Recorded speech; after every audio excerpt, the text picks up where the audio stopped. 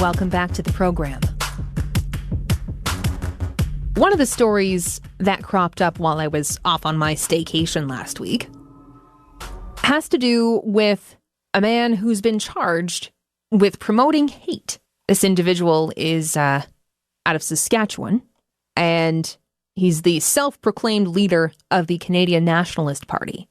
Some may know his name, have recognized it. He's obviously a very controversial individual. He's 29 years old. Travis Patron, not sure how he pronounces it. Not too concerned.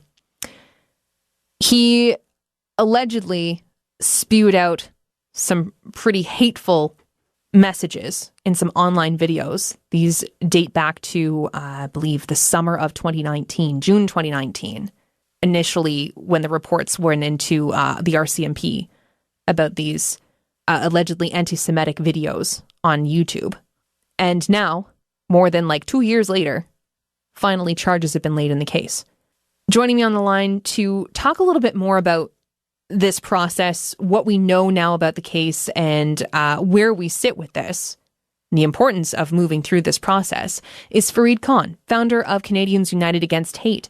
Fareed, thank you so much for your time today. Hi, thanks for covering the subject. Hey, you know what? It's one of those issues where we need to continue to talk about it when these instances come up, when they happen, and also the consequences for these alleged actions.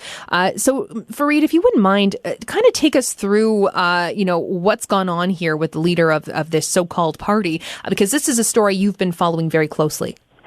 Yes, well, in 2019, as you mentioned, there was a series of YouTube videos posted by Travis Patron, who is the leader of the Canadian Nationalist Party, which is a registered federal party. It did run candidates in the 2019 election. Before the 2019 election was called, he posted some really hate-filled videos targeting Jews. He called them a parasitic tribe. He made claims that they are in control of the media and the banking system, and he basically called for the ethnic cleansing of Jews from Canada. I became aware of this later in the summer when it was brought to my attention, and I actually contacted the RCMP in the post that was closest to where he lived in Saskatchewan, and I filed a complaint about this and brought to their attention the videos. There were a number of other complaints also that were filed by other individuals and organizations. In addition, I contacted Elections Canada to investigate him for his hateful speech. This party that he established is essentially a neo-Nazi party, and it's the first time since the 1930s that Canada has had a registered federal Nazi party. And Nazis, I mean, these are the guys that Canadians fought against in World War II, and we've got a guy who established this party. Anyway, the complaints were filed in 2019, and it's only been recently, almost a year and a half after the complaints were filed, that finally the RCMP has laid charges. And frankly, that's just far too long. Yeah, that's from the criticism that I've seen online. That's one of the biggest things, is that it's taken a really lengthy amount of time for this investigation to culminate in charges. And I understand that it's difficult to prosecute these type of hate crime charges. A lawyer that Global News spoke to, Aaron Fox, he explained that hate crime charges involve a number of elements, and there has to be specific intent. Saying that the statement has to be public, incite hatred, and be directed towards a specific group, so I can appreciate that it takes time to put a case together, but a year and a half, it does seem lengthy, especially since the evidence was right there in video form.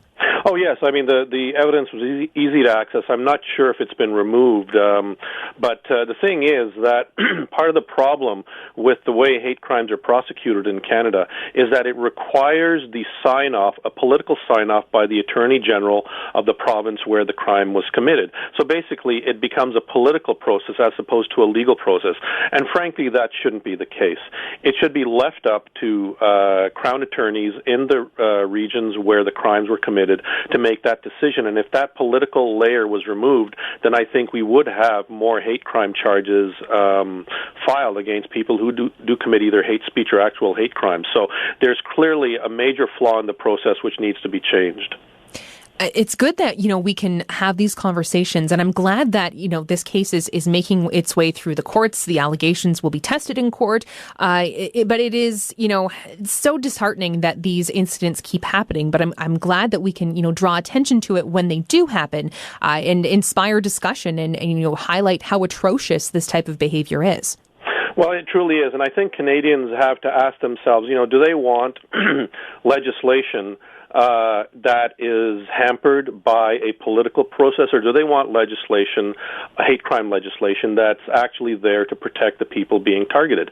And I think your listeners should basically be, calling their MPs' offices and saying, hey, what's going on here? We've got hate crimes being committed in different parts of the country, but rarely do you actually see hate crime charges filed. If you compare the process in Canada to the process in the U.S., there are far more hate crime charges that are laid against individuals who commit hate crimes, and it's because there is no political layer in that process. It's all up to the district attorneys and the police. The police bring the evidence to the district attorneys, and the district attorneys in the U.S. Charge the offenders. And that should be the same case in Canada, where the police bring the evidence to the Crown Attorney, and the Crown Attorney lays the charges, and there should be no political sign-off, because when you make this sort of thing political, it just it hampers the legal process, and people don't see justice as quickly as they would like. Well, Fareed, thank you so much for coming on to chat with us about this issue and this case as it works its way through the courts. And I know that obviously we will remain in touch. We'll follow this as it progresses. Thank you so much for your time today. Well, thank you very much once again. Take good care. Bye-bye. Take care. Bye. That's Fareed Khan, founder of Canadians United Against Hate, speaking about how the leader of the Canadian Nationalist Party has been charged with promoting hate. And so this case is winding its way through the courts. Travis Patron, he's 29 years old, from Saskatchewan, allegedly making anti-Semitic remarks in videos posted to YouTube. And so he's representing himself, apparently. He had a court date last week. And has another one, I think, next month, I believe. So this case, the allegations will be tested in court, and we have the latest on it on our website, 980cfpl.ca and globalnews.ca. We'll follow along with it. We'll see what happens. But Fareed, as always, makes some really excellent points about how these types of cases are handled and the improvements that he would like to see made to the system and how these cases are dealt with, for sure.